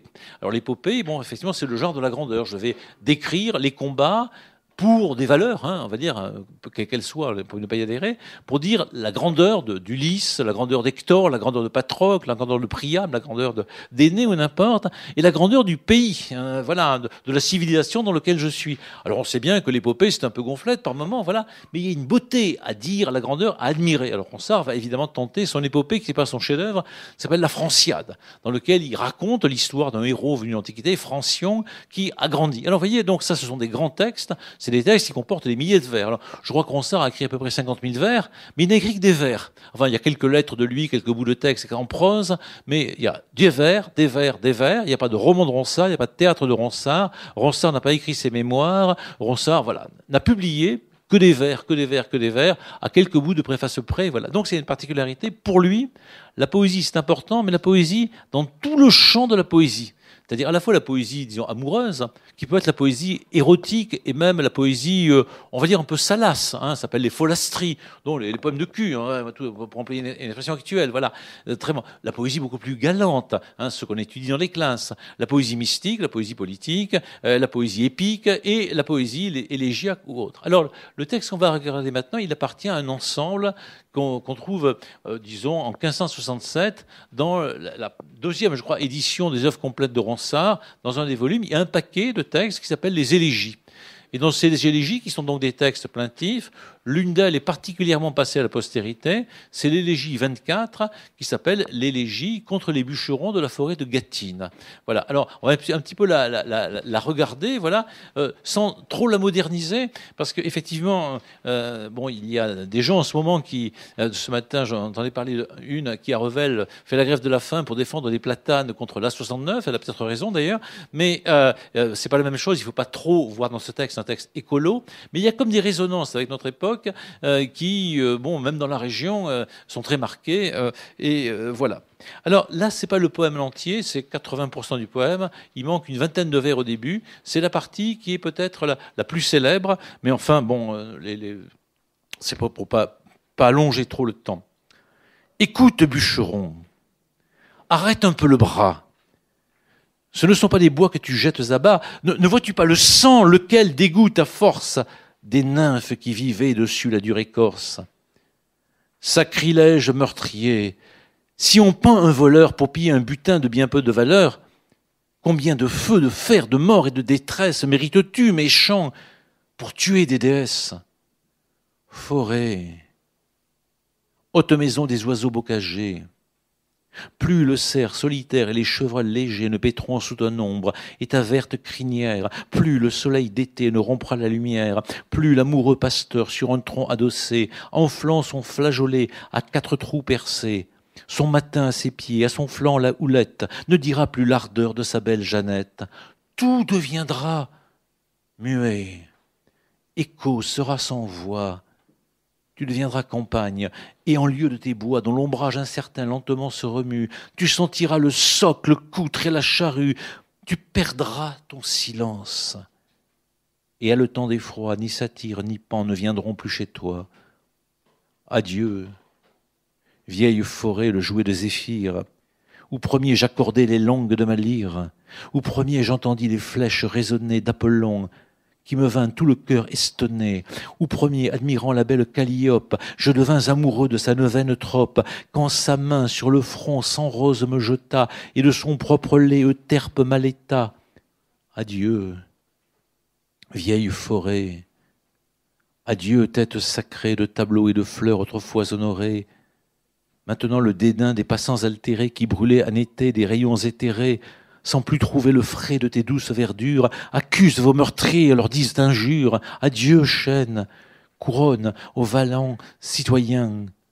Arbre de Jupiter, germe d'Odonéens, qui premier aux humains donates à repaître, peuple vraiment ingrat, qui n'ont su reconnaître les biens reçus de vous, peuple vraiment grossier de massacrer ainsi nos pères nourriciers. Que l'homme est malheureux qui au monde se fie. Ô Dieu, que véritable est la philosophie, qui dit que toute chose à la fin périra, et qu'en changeant de forme une autre vestira, de tomber la vallée un jour sera montagne, et la cime d'Athos une large campagne. Neptune quelquefois de blé sera couvert, la matière demeure, et la forme se perd. Alors quand on est un vieux réactionnaire comme moi, on se souvient avec nostalgie qu'avant ma naissance, les gens apprenaient ça par cœur et le commentaient dans les classes en gros de seconde à 14 ou 15 ans, et que mon père peut encore le réciter. Bon, voilà. Alors là, on devient un vieux réact, voilà, on lit les livres de Brigelli et on est mort. Voilà. Bon, donc il vaut mieux arrêter d'être comme ça, voilà. Mais effectivement, là, on a, disons, un texte qui était énormément travaillé par le système scolaire et qui maintenant, en effet, maintenant est devenu hors système scolaire français, en tout cas. Peut-être on l'étudie encore dans les classes francophones en Arménie ou à Kiev, ou peut-être en Chine, mais en France, non. Même en Cagne, c'est un texte un peu difficile, voilà, pour les étudiants en général. Mais on sent tout de suite en le voyant qu'il y a des choses d'une très grande beauté. Hein, voilà, tout deviendra muet, des choses comme ça. Tu perdrais ton silence. Enfin, c'est des choses extraordinaires que commandent parfois les écrivains contemporains, comme Pascal Quignard et compagnie, qui savent cette poésie-là encore, parce qu'effectivement, ils ont vécu au temps où on étudiait vraiment ces textes-là. Alors, cette forêt de Gâtine, elle existe vraiment. Elle est un peu au nord-ouest de Vendôme. Maintenant, c'est des morceaux de forêt. En fait, il y a 2 ou 3 morceaux de forêt qu'on appelle parfois toujours la Gâtine de Ronsard, parfois.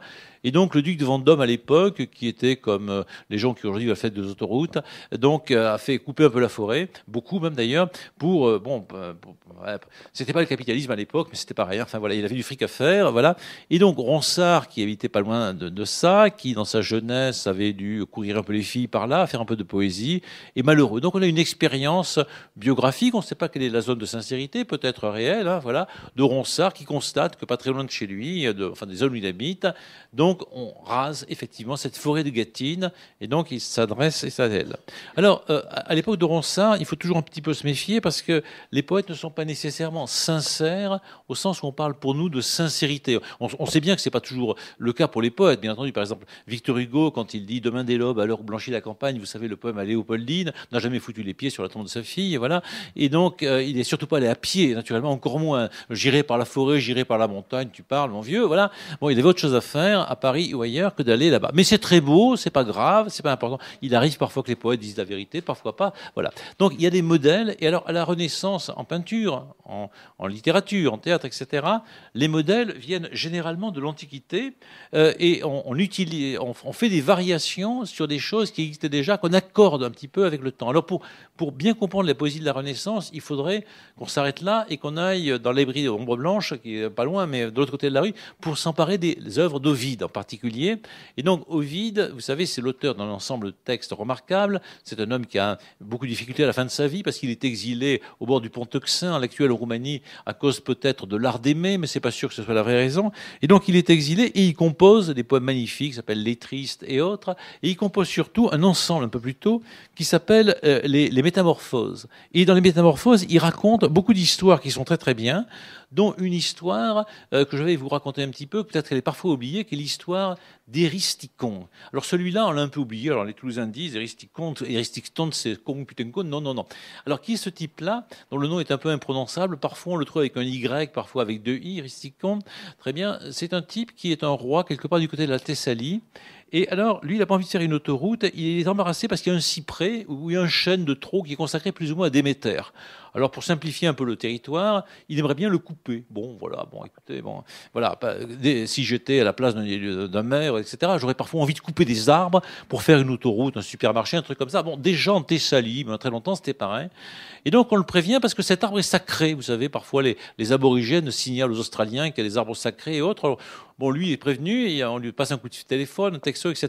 Il n'en a rien à foutre. Et donc, il continue à couper. Ici, son arbre, alors selon ses versions, c'est un cyprès, ou parfois c'est un chêne, peu importe.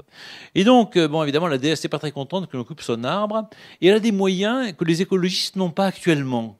Voilà, c'est le problème. Il manque un peu de moyens. Et donc, la solution que trouve Déméter, c'est de créer chez ce Éristicon une faim permanente. Donc, il peut manger, il peut manger, il peut manger, il peut même boire probablement du vin à l'hôtel de la César. En tout cas, il peut manger. Il a toujours faim. Alors c'est embêtant parce que, bon, au bout d'un moment, voilà. Alors il mange, il grossit pas, c'est pas mal pour lui, hein, ça c'est bien, il peut aller à la plage. Mais il a tellement faim qu'il souffre et évidemment, il finit par se ruiner parce que quelques rois qu'on soit, avec l'inflation surtout, bon, la nourriture est chère et donc on meurt de faim, voilà. Alors donc il trouve un truc, hein, voilà, c'est de vendre ses filles, bon, enfin, en particulier l'une, la plus méritante d'entre elles, et donc elle s'appelle Mitra, je crois, ou Métra plutôt, Métra, etc. Donc c'est commode, ça rapporte toujours un peu d'argent si vous avez une fille à vendre, voilà, il y a toujours quelqu'un qui paye. Mais très très vite, la déesse la protège et la fille est vendue. Et avant qu'un type s'empare d'elle, rapidement, elle est transformée. Alors ça dépend des cas, en sanglier, en cochon, en oiseau. En fait, elle s'évade. Hein, voilà, elle s'évade. Elle redevient la fille du roi et le roi aussitôt la revend. Et donc il la revend plein de fois. Donc c'est comme ça rapporte. Hein, voilà, si vous avez une seule fille et que vous la vendez 500 fois, ça rapporte. Voilà. Et donc vous avez beaucoup de représentations de tableaux où on voit le roi donc revendre sa fille. Alors c'est la 10 millième fois, 20 millième fois, et jusqu'à la fin des temps, ce salopard vend sa fille pour se nourrir. Mais il a beau la vendre, personne n'arrive jamais à coucher avec elle parce qu'elle se transforme toujours en tout un tas d'animaux, voilà. Et puis lui, il a toujours faim, voilà. Et donc il la revend, hein, voilà. Et c'est terrible, voilà. Donc c'est assez comique. Enfin, c'est tout à fait le ton d'Ovide. Hein. C'est à la fois tragique et comique. Et donc évidemment, là-dedans, il y a tout un texte qui dit le scandale qui consiste à couper ce cyprès ou ce chêne, suivant les versions, parce que effectivement, c'était un arbre sacré. Et donc effectivement, ceux qui coupent les arbres sacrés doivent être condamnés à ce supplice. justice. Et donc c'est ce que Ronsard dit dans les premiers vers, effectivement, c'est-à-dire avoir une fin perpétuelle. Alors imaginez que, je ne sais pas, moi, les écologistes actuels puissent condamner Carole Delga, par exemple, ou Macron à une fin perpétuelle. Vous imaginez, voilà, Macron obligé de vendre sa fille, mais il n'a pas. Enfin bon, voilà, bon, peu importe, enfin il vendrait qu'il peut. Voilà, mais ça serait la fin. Voilà. Mais bon, voilà, c'est plus possible. Alors donc l'idée vient de la poésie d'Ovine, qui est constamment imitée dans des poèmes, dans les textes. Il y a quelque chose de terrible de détruire quelque chose qui est de la nature, mais pas au sens de la nature avec le discours un peu actuel des Verts. On ne se préoccupe pas du changement climatique, parce qu'il y a du divin à l'intérieur, et toucher à ce divin, c'est un sacrilège absolu qui mérite un péché considérable. Or, les bûcherons de la forêt de Gâtine font la même chose, ils coupent des arbres que Ronsard sait bien ne pas être sacré du point de vue de la religion catholique, ou protestante, là, peu importe, à ce moment-là, il y a les deux, voilà. Ou juive, parce qu'il y a évidemment des juifs aussi en Touraine. Non, il les sait sacrés pour deux raisons. D'une part, parce que pour lui, quelque part, c'est un lieu sacré. Parce que lui, c'est là qu'il a composé ses premiers vers, et probablement eu ses premières amours. Et donc, c'est une sacralité qui est tout à fait possible. Je peux toujours dire, ne touchez pas, moi, je ne sais pas, à Saint-Afrique, le patelin où quand j'étais petit, j'allais pêcher des goujons. Très bien, parce que c'est l'endroit où moi, j'étais, celui qui a connu la pureté, la rivière, la Sorgue, etc. Le côté un peu René Char.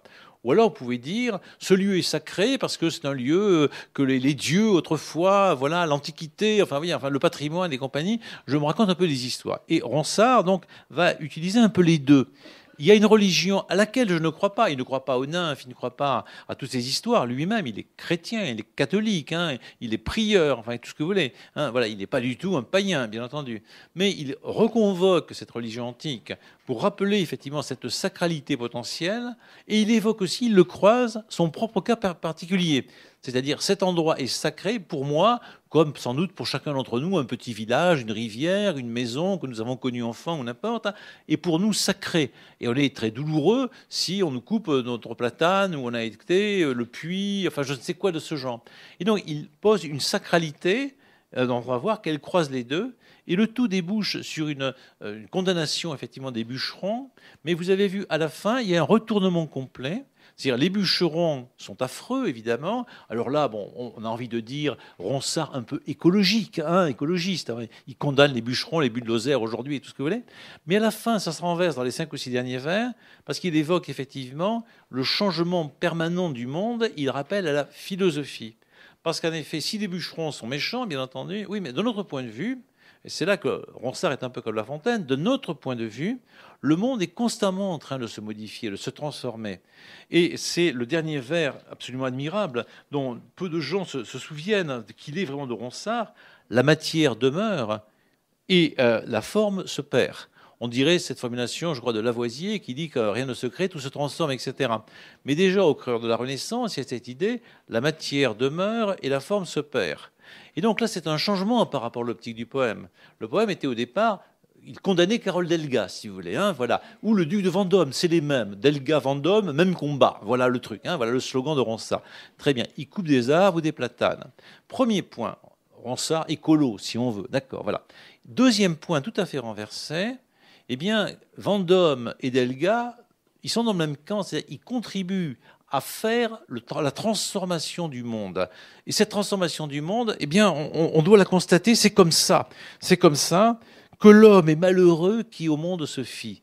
Si je crois que les montagnes vont toujours rester à leur place, que la mer va toujours rester à leur place, que les femmes seront toujours jeunes, que je serai toujours, etc., que Toulouse sera toujours Toulouse, tout ce que vous voulez, que le fleuve sera toujours le même, etc., que la forêt à laquelle je tiens, parce qu'elle est sacrée pour moi, parce qu'elle est sacrée pour les anciens, et donc à ce moment-là, on va dire, Carole Delga, si on peut dire, je fais un peu ma blague, et le duc de Vendôme, même combat, ce sont les opérateurs du changement perpétuel.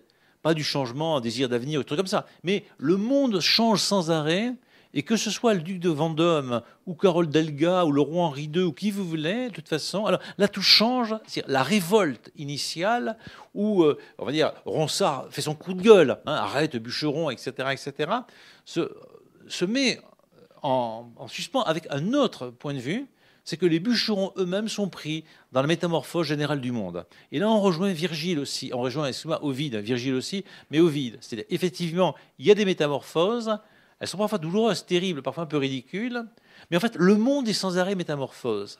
Et donc, le duc de Vendôme, en coupant la forêt, certes, c'est pas bien, ça ne me plaît pas, et ça contredit cette idée d'une sacralité, en effet, mais en même temps, de notre point de vue, croire que le monde va rester toujours le même, c'est-à-dire être un conservateur absolument radical et espérer que rien ne change, c'est se condamner à être malheureux. Alors je vois un petit peu Hélène Breton, on pense peut-être à un même personnage. Enfin, on a un ami parfois qui est très malheureux parfois en ce moment parce qu'il voit le monde comme en train de s'effondrer lentement, sans arrêt, sans arrêt. Et il a raison, hein, voilà. Enfin, je partage un peu ce point de vue. Voilà, il y a des choses qui se cassent, qui sont détruites sans arrêt, mais Ronsard rappelle l'autre aspect.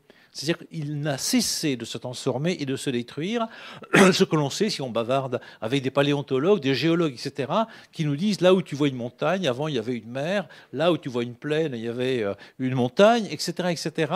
Et donc, effectivement, tu peux te révolter contre les dinosaures, contre Carole Delga, le duc de Vendôme, ou qui tu veux, voilà. De toute façon, ça ne change rien. Eux-mêmes, d'ailleurs, disparaîtront, seront transformés, et nous sommes tous pris dans ce changement permanent.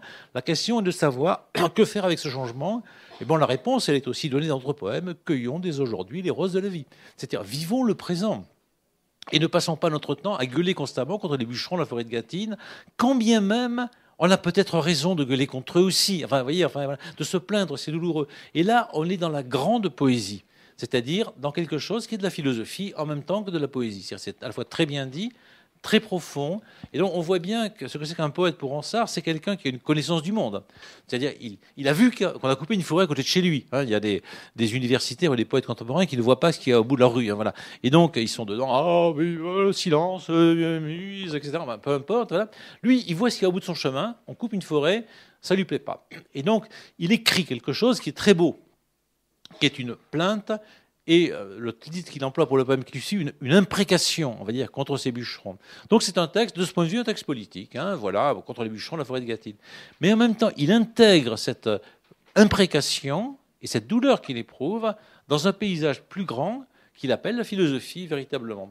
Et cette philosophie ne l'amène pas à dire c'est bien les bûcherons, mais à dire attention, réfléchissons dans quelque chose de plus vaste, effectivement, qui est la transformation totale du monde. Dans cette transformation totale du monde, il y a effectivement la poésie, qui à la fois est passage, le texte passe, hein, on va du début à la fin, et demeure parce que c'est un texte en vers. Hein, évidemment, Ronsard a conscience de créer des vers un peu pour l'éternité. Donc les deux à la fois en même temps. Donc trouver une forme permanente et éternelle. Alors, dans le texte même qui est là, on voit le travail de Ronsard. On ne va pas regarder chacun des mots, parce que c'est vraiment une dentelle de merveille, ce texte-là, mais simplement, si on prend disons le début, par exemple, « Écoute, bûcheron, arrête un peu le bras, ce ne sont pas des bois que tu jettes à bas. » Alors, il suffit d'avoir un petit peu l'oreille à Jean-Sébastien Bach, alors ça fait Bach-Bas, voilà, pour entendre effectivement qu'il y a non seulement une rime, qui est donc « arrête un peu le bras, que tu jettes à bas », mais qu'il y a un intermédiaire entre la rime « bras-bas » et qui est le mot « bois ». Ce ne sont pas des bois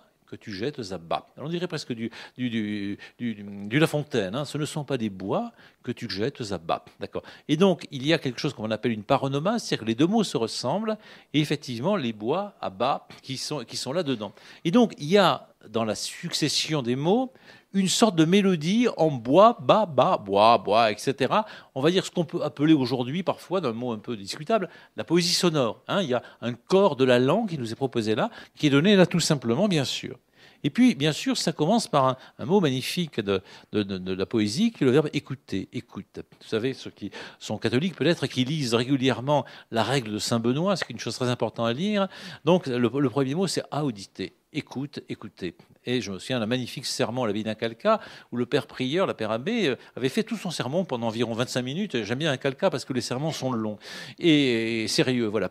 Et donc, il avait médité pendant 25 minutes, il y a 2 ou 3 ans, sur ce verbe, simplement, écoute simplement. Et donc, effectivement, c'est la position pour lui du chrétien, naturellement. Le chrétien écoute, effectivement, le monde, mais effectivement, le poète est à la fois celui qui écoute et qui invite aussi autrui à écouter.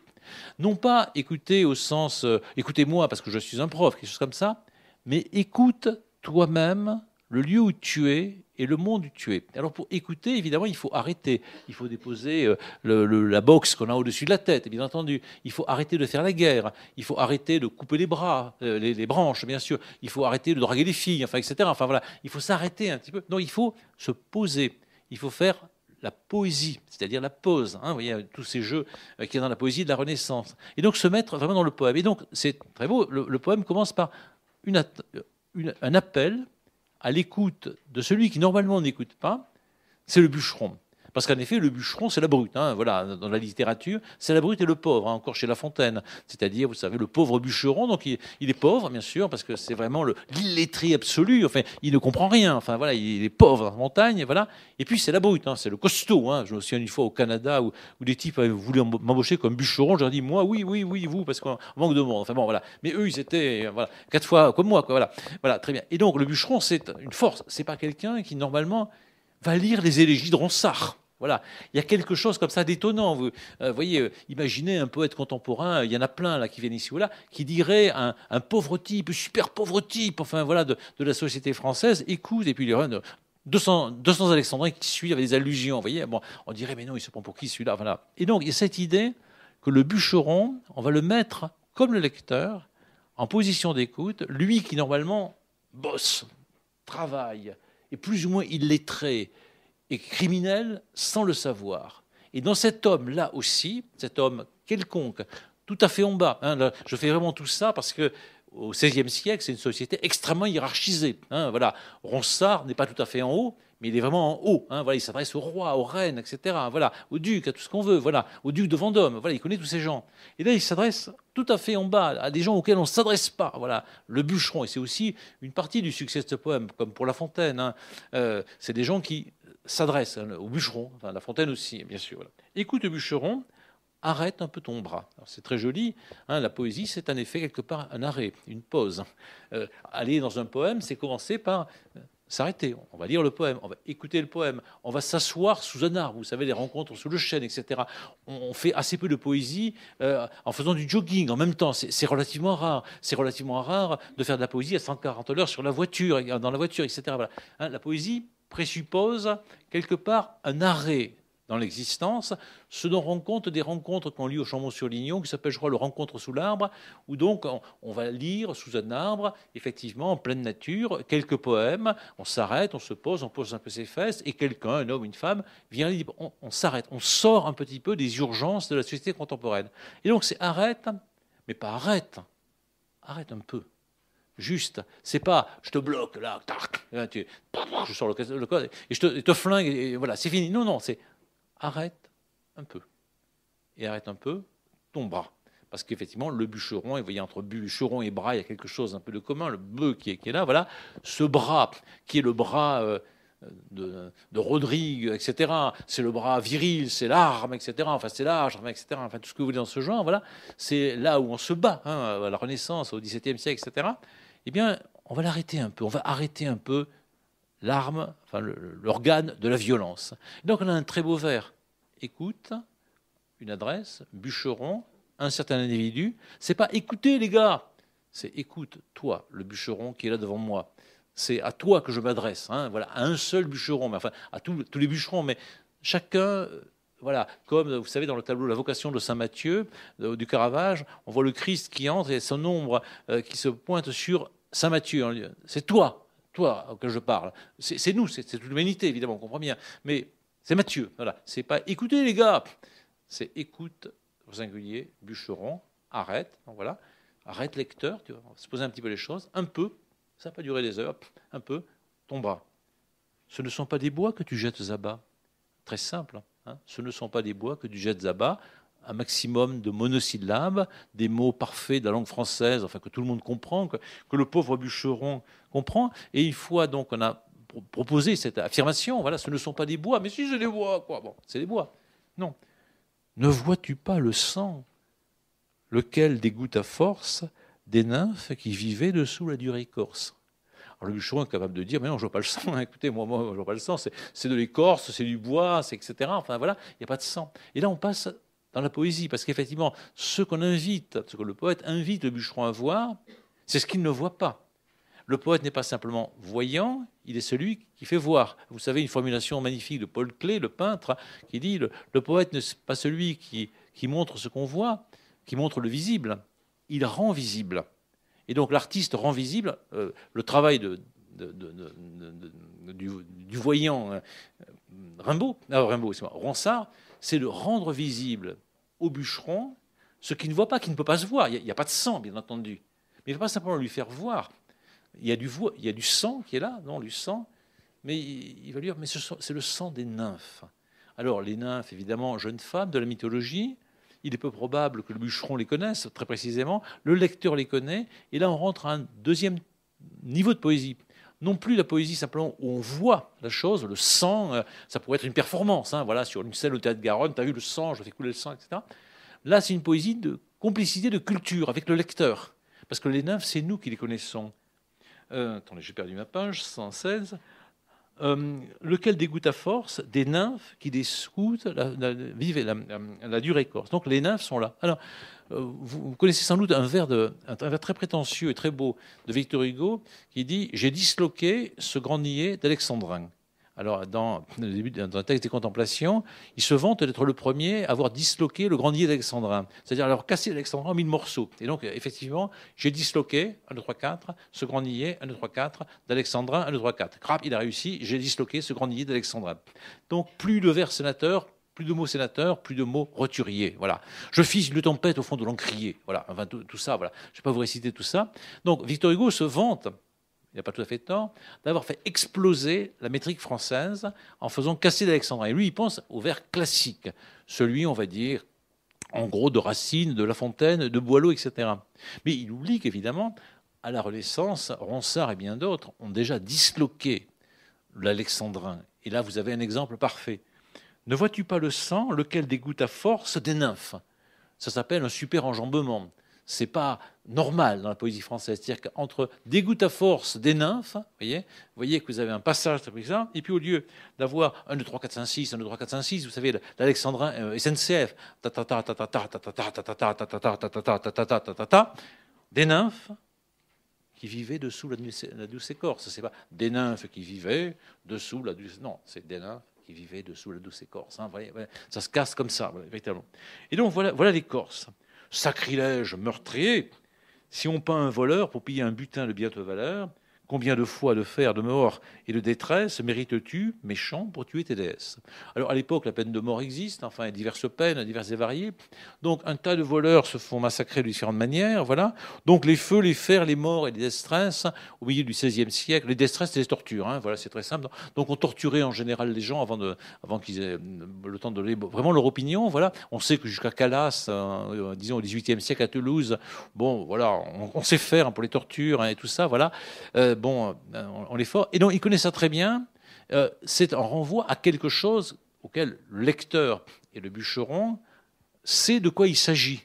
Et donc, si on torture, si on massacre, etc., effectivement, des pauvres gens parce qu'ils ont volé, qu'en est-il? Voilà, mérites-tu pour tuer des déesses? Alors, c'est un peu gonflé parce que les déesses n'existent pas pour Ronsard, puisqu'il y a Dieu simplement. Et donc, pour le bûcheron non plus. Ou alors, si ça existe pour le bûcheron, c'est grave, c'est que c'est plus ou moins un sorcier. Et donc, ça n'existe que dans l'espace de la culture, que le lecteur et Ronsard ont en commun. Et donc, c'est cette idée qui vient de l'Antiquité, dans les arbres, il y a des déesses. Et ça, pour Saint-Augustin, c'est un scandale absolu. Évidemment, c'est ce fameux argument, s'il y a des déesses dans les pieds de blé, plusieurs déesses, ça veut dire que ces déesses ne sont pas des déesses, ou que tu es fou. Donc ne crois qu'en un seul Dieu, qui est le Seigneur, etc. Voilà. Et Ronsard reprend cette idée que dénonce Saint-Augustin, et donc il est dans un christianisme extrêmement suspect d'être, disons, une hérésie, véritablement. Alors c'est embêtant parce qu'on a du mal à comprendre quant à nous. On devrait brûler Ronsard, on aurait dû à ce moment-là, voilà. Mais il était en même temps religieux. Alors on est à un moment très particulier de la Renaissance où effectivement il est tout à fait possible, on va dire au nom de ce qu'on a envie d'appeler la culture pour nous, d'être à la fois très catholique et de considérer que dans un autre espace, on peut dire absolument autre chose à condition que ça reste entre nous. C'est-à-dire entre nous, les gens de cour, les intellectuels, les poètes, etc., les lettrés et choses de ce genre. Et donc ce qu'on peut dire là n'est pas ce que le curé peut dire à la messe. Si le curé dit à la messe qu'on a tué des déesses, le curé, bon, voilà, c'est pas bien pour lui, voilà. Que ce soit le curé ou le pasteur, c'est encore pire pour le pasteur, hein, bien entendu, voilà. C'est encore pire. Mais enfin, bon, ça ne se fait pas. C'est le contraire même du monothéisme. Or, Ronsard ose faire avec un léger sourire, et ce qui est difficile à apprécier pour nous, le très léger sourire qu'il y a derrière, puisqu'il s'adresse à un bûcheron en lui disant « tu tues des déesses ». Il s'adresse à un bûcheron en vers, en lui parlant des nymphes, etc. Il n'y a aucune chance que le bûcheron comprenne. Il n'y a non plus aucune chance que le bûcheron soit d'accord avec ça, si jamais il comprend. Et s'il est d'accord, le mieux c'est de le brûler. Voilà à peu près le contexte. Et donc c'est une fiction, voilà, à laquelle on a affaire. Pour nous, c'est un peu difficile parce que c'est pas du tout un texte écologique au sens où un écologiste irait du côté de Verfeil par là, dire aux paysans du coin, c'est pas bien, Carole Delga a tort de couper les platanes et moi je suis prêt à faire une grève de la faim pour ça, voilà. Là, ça c'est un texte engagé de quelqu'un parfaitement respectable qui dirait je suis pas d'accord avec ce que propose Carole Delga ou Macron ou qui vous voulez, d'accord. Et donc je vous invite à la révolution, hein, voilà quelque chose. Voilà. Ici, on est dans un texte très largement d'art. Ronsard sait bien qu'en réalité, il ne s'adresse pas au bûcheron, il ne prépare pas l'émeute contre le duc de Vendôme. Il y aura pas de, Ronsard ne fera pas la grève de la faim à la fin du poème. Hein, voilà, vous êtes tranquille. Hein, voilà, il n'ira pas distribuer des tracts. Hein, voilà, il ne sera pas avec, je crois, Thomas Braille ou quelque chose comme ça. Voilà, c'est pas du tout ça. On est dans une œuvre d'art. Et donc, c'est très difficile pour nous à comprendre exactement le niveau parce que ça consonne pour nous avec des événements politiques et des sensibilités récentes. Pour les romantiques, ça consonne autrement, hein, voilà, pour les gens du 19e siècle. Mais pour la Renaissance, c'est pas du tout un poème scandaleux, hein, voilà, parce que c'est un poème. Donc ni l'Église, ni le duc de Vendôme ne se sont plaints de ce poème, naturellement. Et les bûcherons ne l'ont jamais lu. Hein, voilà l'affaire, hein, voilà le chant. Forêt. Alors commence à ce moment-là un élément qu'on appelle lyrique. Bon, le lyrisme, c'est pas nécessairement ce qu'on appelle parfois dans les cours l'expression poétique des sentiments personnels. Hein. C'est plutôt ce que Jean-Michel Maupeou appelle une sorte d'ascension, parfois furieuse, parfois pas, vers les hauteurs insoupçonnées du langage. Donc dans le lyrisme, je m'adresse par exemple à la forêt, je m'adresse à Dieu, je m'adresse à une femme, mais pas parce qu'elle s'appelle Christine et autres, mais « Oh Christine !» voilà. Et donc je vais mettre dans le lyrisme souvent une pause, le « oh », un arrêt, me laisser pénétrer par l'infini et ouvrir en quelque manière à l'infini. Donc, effectivement, Maupeou a un peu raison, il s'agit des hauteurs du langage. Et donc là, Ronsard sait bien qu'il s'adresse à quelque chose qu'il n'entend pas, encore moins que les bûcherons, ou le bûcheron. La forêt est un peu dure d'oreille, voilà. Et donc, il s'adresse à la forêt comme si elle était une personne, comme si elle entendait sa parole, comme si sa parole avait une efficacité, tout en sachant qu'elle n'a pas d'efficacité. Et donc cette forêt, il la définit par une magnifique périphrase, forêt, haute maison des oiseaux bocagers. Alors c'est assez magnifique, bon, les oiseaux bocagers, c'est les oiseaux des bois, véritablement. Et donc la forêt est une maison des oiseaux. Et évidemment, on comprend bien, voilà, il n'y a pas que le corbeau qui se balade dans la forêt, tous les oiseaux sont là. Et donc là, on a quelque chose qui est une merveilleuse définition de la forêt, comme une maison des oiseaux bocagers. Mais vous voyez, on vient d'opérer un changement. On était avec des déesses et des nymphes. Maintenant, on est dans une autre nature. Le bûcheron peut dire, ah ben oui, les oiseaux, je les connais, il y a des ceci, des rossignols, etc. Alors, un autre type de poésie, avec le mot bocager qui le dit simplement.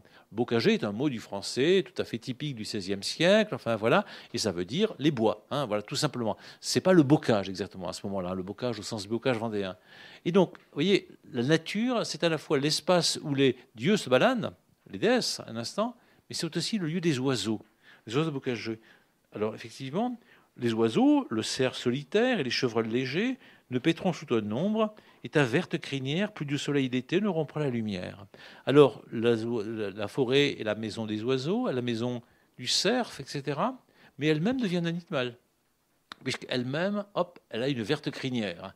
Et donc là, si vous connaissez un peu les poètes, les peintres du temps, Arcemboldo qui est le plus connu, voilà, le glissement des valeurs d'une chose à l'autre, c'est-à-dire la forêt qui est le lieu des animaux, est aussi elle-même une sorte de plante animale. Et donc, elle a une verte crinière. Et donc là, on a une métaphore magnifique qui est à la fois, effectivement, qui évoque ce que c'est que la forêt. Elle est verte, plus ou moins, mais elle est aussi un animal qui abrite les animaux. Et donc, on est dans la très grande poésie, puisque donc les choses se transforment les unes dans les autres sans arrêt. On est dans les métamorphoses.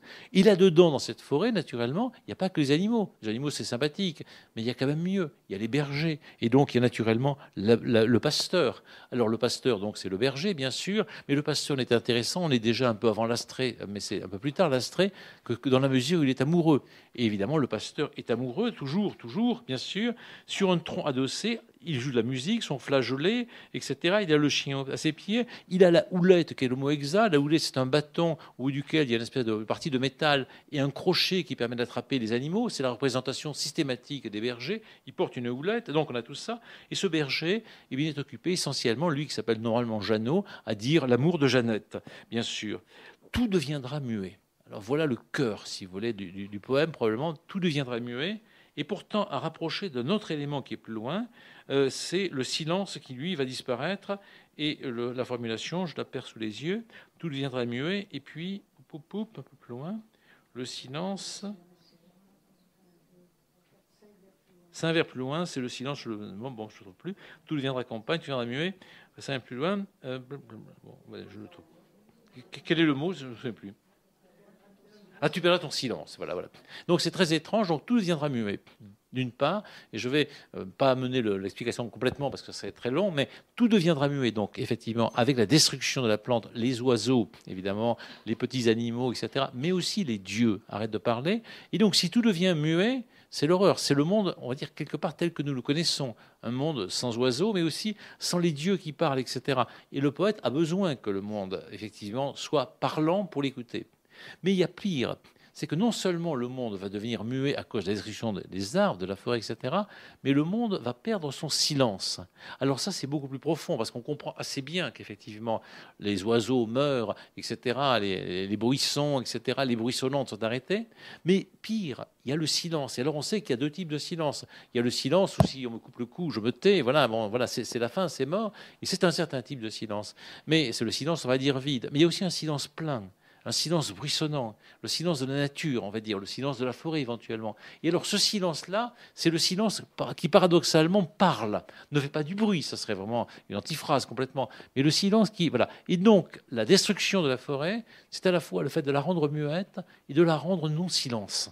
Voilà. Et donc le poète est celui qui entend effectivement le scandale que représente l'arrachement de la langue de la forêt, dans le lieu même où lui-même, il mettait les langues de sa propre lyre, et le bûcheron détruit en même temps aussi, c'est encore plus terrible, le silence qui est le silence véritablement de la forêt. Alors, je vais sauter un petit peu des lignes, parce que sinon on va déborder très considérablement, et la demoiselle a besoin d'arrêter avant 19h, effectivement. Et donc, à la fin, vous avez effectivement ce retournement. On comprend à peu près que les bûcherons, il faut qu'ils arrêtent un peu leur mouvement. Mais effectivement, cet arrêt du mouvement n'est pas tout, parce qu'effectivement, évidemment, les bûcherons massacrent les pères nourriciers, ils massacrent les gemmes dodonéens, c'est-à-dire les glands, la forêt de Dodone, enfin le chêne de Dodone qui bruit sans arrêt, ça c'est des glands, et ils massacrent notre origine véritablement, notre nourriture première, mais effectivement, que l'homme est malheureux qui au monde se fie.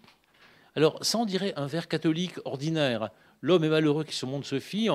Évidemment, Tartuffe va dire à la jeune fille que vous êtes malheureuse si vous vous fiez aux promesses des galants. Vous voyez, voilà. Et lui-même en profitait, bien entendu.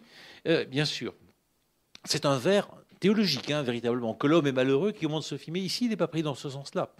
Il est pris dans un autre sens qui est effectivement, on ne peut pas se fier à la permanence du monde. Le monde est permanence, non.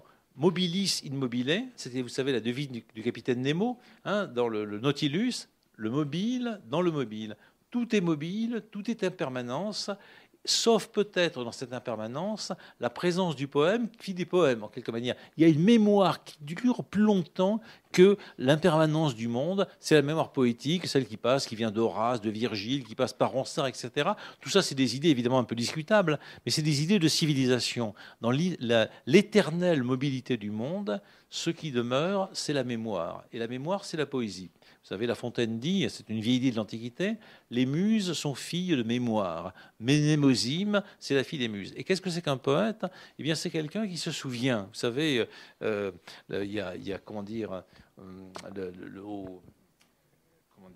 au Canada, sur les plaques d'immatriculation des voitures, il y a écrit partout « Je me souviens ». Et Georges Perec a fait un livre magnifique qui s'appelle « Je me souviens ». Je me souviens de ceci, je me souviens de cela, je me souviens. Et donc, effectivement, il explique dans des textes divers que le Québec, excusez-moi, est le pays le plus poétique du monde. Parce qu'effectivement, sur les plaques d'immatriculation, où il y a avoir des noms idiots, il y a écrit « Je me souviens ». Et la position du poète, c'est de se souvenir et d'inviter autrui à se souvenir. Et le bûcheron est celui qui détruit le souvenir. En quelque manière, il détruit la forêt de Gâtine, il gâte la Gâtine, enfin voilà l'affaire. Il détruit les dieux, il détruit la poésie ancienne, il détruit le bruissement des choses, le bruissement de la langue, il détruit même le silence. Et le poète est là pour rappeler effectivement que le monde demeure, et ce monde qui demeure, c'est la matière, ce n'est pas la forme. Et donc, vous connaissez ce que va dire beaucoup plus tard Rimbaud, les inventions d'inconnus réclament des formes nouvelles, parce que Rimbaud, grand poète, c'est aussi qu'il y a renouvellement constamment des formes, et que le poète est celui qui invente les formes du changement permanent des formes. Et donc, quelque part, Rimbaud et Ronsard sont dans une lignée comparable de grande poésie, où on voit, on découvre, on risque, on comprend le monde, et on sait qu'il y a une grande philosophie qui tourne autour. Voilà. Ce ne sont pas des écolos, ce ne sont pas des anti-écolos, ce sont des poètes. Voilà. Et donc, ils ne sont ni pour le duc de Vendôme, ni tout à fait contre. Hein, voilà. Voilà, merci. Et voilà.